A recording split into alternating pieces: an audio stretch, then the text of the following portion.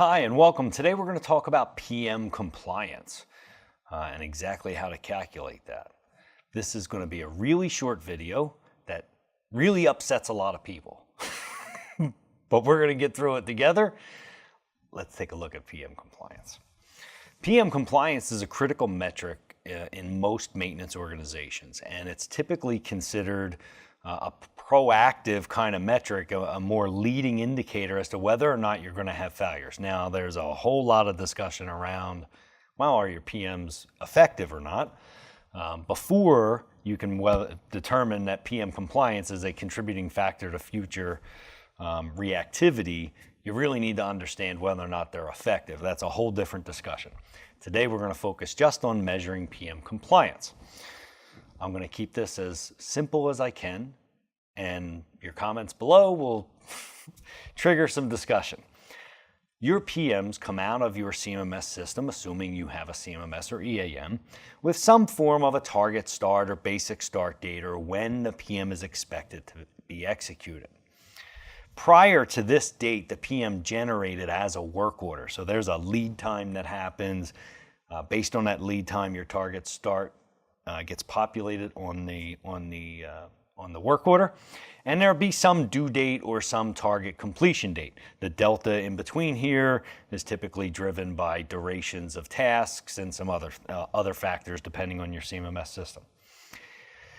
And PM compliance is measured lots of different ways, unfortunately. Some folks measure, well, was the PM due in January, and if it was done in January, we were compliant. Meanwhile, they have a weekly PM. They did all 4 of them on the first 4 days of the month, and they're saying we're perfectly compliant. Meanwhile, they didn't do a PM for 3 weeks.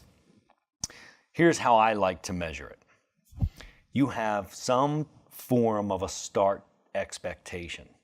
And if you have not set up your system to have a difference between the two of these things, that'll be another video.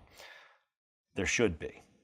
There's this delta between when you think you can start that PM and when it is due.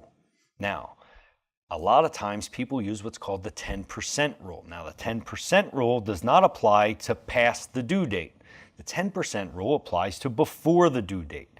So the 10% rule says that at 10% of the frequency, I can start doing the work.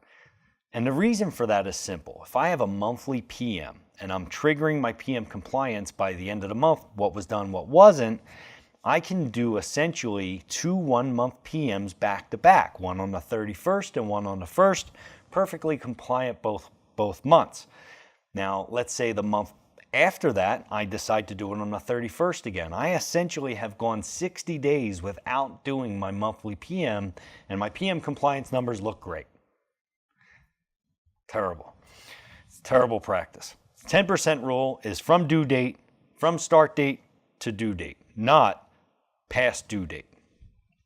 Okay, so if you have a 12-month PM, effectively you want, we'll just say 1 month or 6 weeks, in order to execute that work order. The way we calculate PM compliance, really, really simple. Was work order number 1 executed and completed in between its target start date and its expected finish date? If yes, that one work order is compliant. Now, obviously it needed to have a due date between the date range that you measure. If work order number 2 was executed between here and here, it's compliant. However, if work order number 3 was completed either here or here, it's not compliant. You see where this is going, right? And then you just add all these up. If I've got 5 work orders and 2 of them or 1 of them didn't get done, whatever my PM compliance is, you do the math. But that's how that works.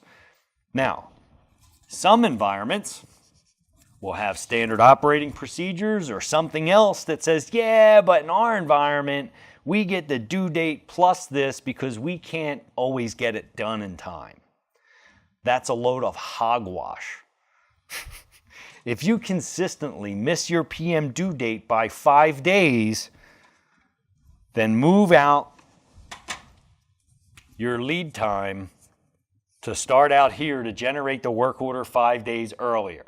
If you can consistently get these done just a little bit late, then move these dates and start hitting that number. If you add to this some number, then all you're doing is making a green check mark for the sake of making a green check mark, and because you never see it red, you're never going to try to improve this process.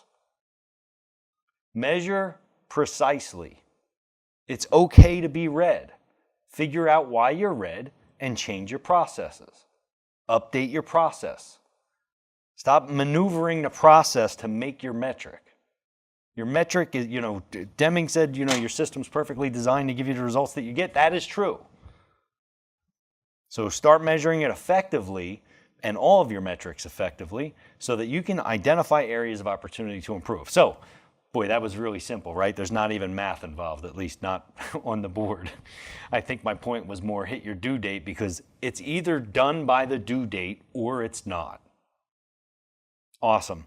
Leave some comments below. We can have a discussion. You can argue back and forth.